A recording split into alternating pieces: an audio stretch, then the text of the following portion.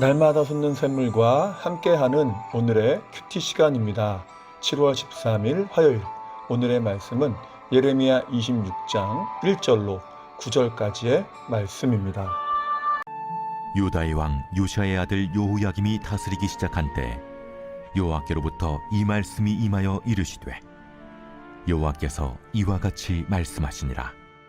너는 여호와의 성전뜰에 서서 유다 모든 성읍에서 여호와의 성전에 와서 예배하는 자에게 내가 네게 명령하여 이르게 한 모든 말을 전하되 한마디도 감하지 말라. 그들이 듣고 혹시 각각 그 악한 길에서 돌아오리라. 그리하면 내가 그들의 악행으로 말미암아 그들에게 재앙을 내리려 하던 뜻을 돌이키리라. 너는 그들에게 이와 같이 이르라. 여호와의 말씀에 너희가 나를 순종하지 아니하며 내가 너희 앞에 둔 내 율법을 행하지 아니하며 내가 너희에게 나의 종 선지자들을 꾸준히 보내 그들의 말을 순종하라고 하였으나 너희는 순종하지 아니하였느니라. 내가 이 성전을 실로같이 되게 하고 이 성을 세계 모든 민족의 저주거리가 되게 하리라. 예레미야가 여호와의 성전에서 이 말을 하매 제사장들과 선지자들과 모든 백성이 듣더라. 예레미야가 여호와께서 명령하신 말씀을 모든 백성에게 전하기를 마치매 제사장들과 선지자들과 모든 백성이 그를 붙잡고 이르되, 내가 반드시 죽어야 하리라. 어찌하여 내가 여호와의 이름을 의지하고 예언하여 이르기를 이 성전이 실로같이 되겠고 이 성이 황폐하여 주민이 없으리라 하느냐? 하며 그 모든 백성이 여호와의 성전에서 예레미야를 향하여 모여드니라. 새로운 아침입니다. 여호와 이레, 하나님은 우리의 모든 것을 준비하시는 분이십니다. 이런 말이 있죠. 입에 쓴 약이 몸에 좋다. 우린 본능적으로 달콤한 것을 원하지만 그것은 몸에 유익하지 않은 경우가 많고 오히려 입에 써서 먹기 싫은 것이 몸에 좋은 경우가 많다는 것입니다. 자, 그런데 이것은 말씀을 대하는 것에도 마찬가지일 것입니다. 말씀을 들을 때에 귀에 거슬리고 거북한 말씀을 좋아하는 사람은 별로 없다는 것이죠.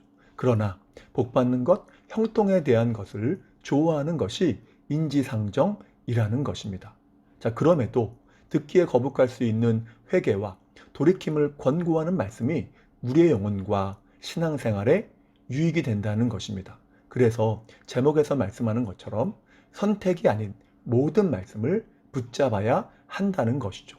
자, 그런데 본문 5절을 보면 하나님께서 선지자들을 꾸준히 보내셨다고 말씀합니다.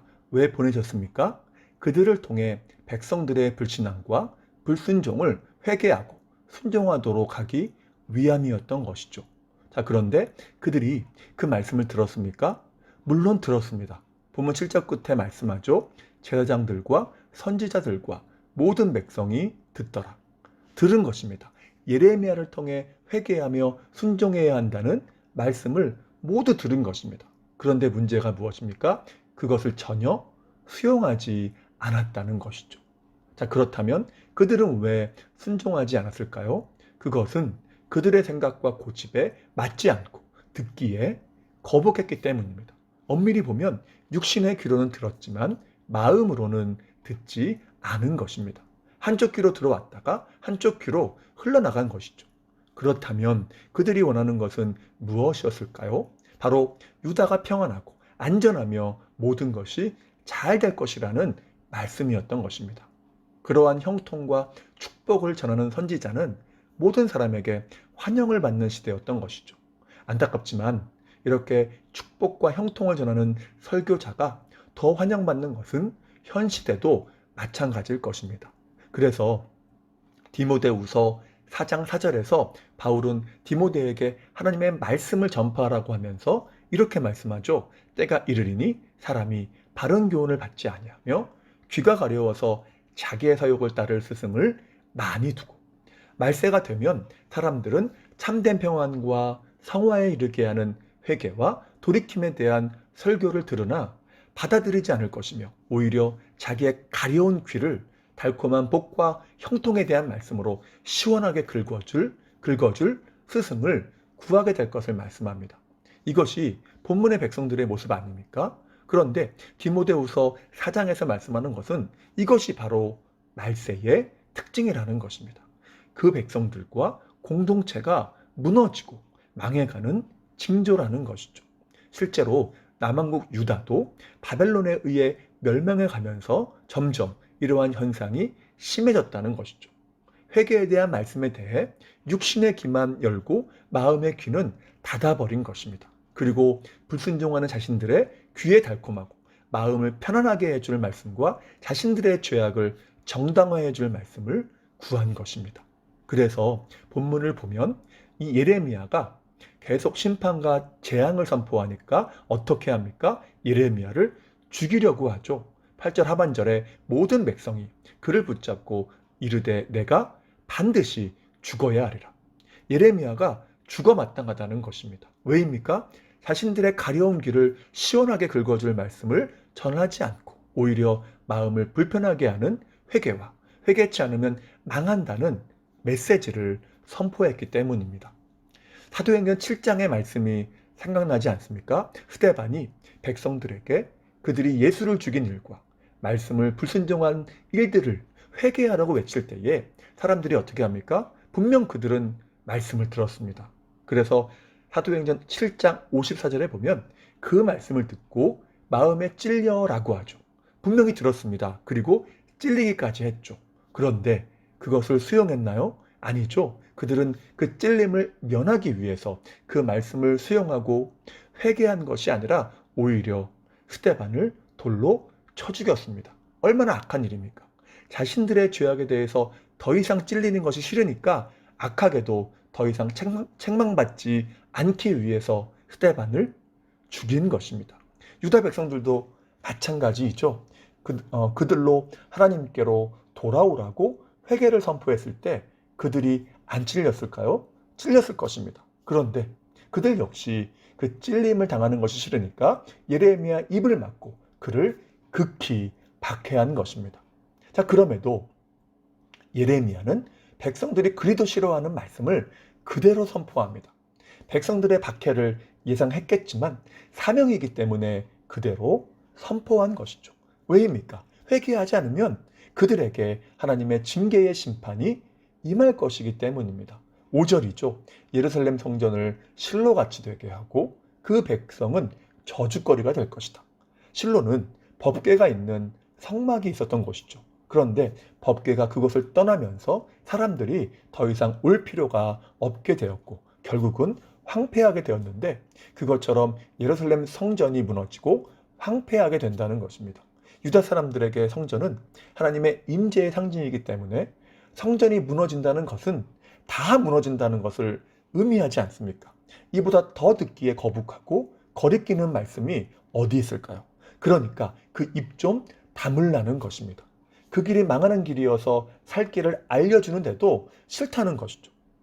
결과에 어떻든 듣기에 좋은 말만 해달라는 것입니다. 선택적으로 들을 것이니까 예레미야 역시 듣기 좋은 것만 선택적으로 선택해서 전해달라고 이야기하는 것이죠. 자, 그러나 하나님은 주신 말씀에서 더하거나 빼는 것을 극히 싫어하십니다. 계시록 22장 18절 19절이죠. 모든 말씀에서 하나라도 더하면 말씀에 기록된 모든 재앙을 더할 것이요 하나라도 뺀다면 그 사람을 생명책에서 제하여 버린다고 말씀하십니다. 그만큼 어떠한 말씀을 더할 수도 없지만 반대로 거부할 수 있는 말씀도 하나도 없다는 것입니다. 왜입니까? 온전한 신앙생활을 위해서는 모든 말씀이 다 필요하기 때문입니다. 축복에 대한 말씀도 하나님이 지키신다는 말씀도 다 필요하지만 회개와 돌이킴 그리고 불순종할 때에 주어질 징계에 대한 말씀도 필요하다는 것이죠. 아니 안타깝지만 죄성을 가진 우리에게는 회개를 외치는 말씀이 더 필요하다는 것입니다. 그럼에도 내가 원하는 말씀을 선택해 수용한다면 범죄함에도 돌이킬 수 없고 계속해서 불신앙으로 나아갈 수밖에 없다는 것이죠. 자, 그래서 어떠한 말씀이든 모든 말씀을 붙잡으라는 것입니다. 칼빈은 인간이 범죄함으로 인해 하나님께로부터 나와서 하나님께로 돌아가는 길을 잃어버렸다고 했습니다. 자, 그런데 우리로 하나님께로 돌아가는 길을 제시하는 것이 말씀인 것이죠. 자, 성경이 탕자의 이야기를 하는 이유도 무엇입니까? 우리 모두가 때때로 탕자의 모습을 가지고 살고 있고 누구나 하나님께로 돌아가야 하는 사람들이라는 것입니다. 그러한 존재라는 것이죠. 그런데 오직 말씀을 붙잡고 회개하며 돌아가야 한다는 것입니다. 그리고 이러한 돌이킴을 위해서 반드시 필요한 것이 모든 말씀을 수용하는 것임을 말씀하는 것입니다. 그러므로 귀에 좋든 좋지 아니하든 모든 말씀을 붙잡고 나아감으로 온전하게 하나님을 섬길 뿐만 아니라 돌이켜야 할 때에 돌이킴으로 인해서 징계가 아니라 주님 안에 있는 풍성한 은혜를 온전히 누리는 복된 삶 되시기를 주님의 이름으로 축복합니다. 기도하겠습니다. 사랑과 은혜가 충만하신 여호와 하나님 감사합니다. 온갖 죄악으로 병든 우리가 신약과 구약이라는 이 말씀이라는 하나님의 처방전과 약을 공급받아 살아갑니다. 그러나 때때로 우리가 듣기에 달콤하고 좋은 말씀만 원하고 수용하는 것은 아닌지 살펴보게 하시고 듣기에 거북하고 불편한 말씀이라도 하나님의 입으로 나오는 모든 말씀을 귀 기울여 듣고 수용하게 하셔서 건강하고 균형 잡힌 신앙이 되게 도와주시며 죄악에 빠질 때에는 그 말씀 붙들고 회개하며 돌이키며 하나님께로 돌아갈 수 있는 삶이 될 수 있도록 인도하여 주옵소서. 이를 통해서 하나님의 은혜와 은총을 잃지 않고 날마다 온전히 누릴 수 있는 삶이 되기를 소망합니다. 붙잡아 주시옵소서. 오늘 하루의 삶을 의탁합니다. 주님께서 온전히 지키시고 인도하시며 우리의 필요한 모든 것을 다 하시오니 그 모든 것으로 채워 주시옵소서. 다시 한번 주님의 은혜를 간구하오며 예수님의 이름으로 기도하옵나이다. 아멘.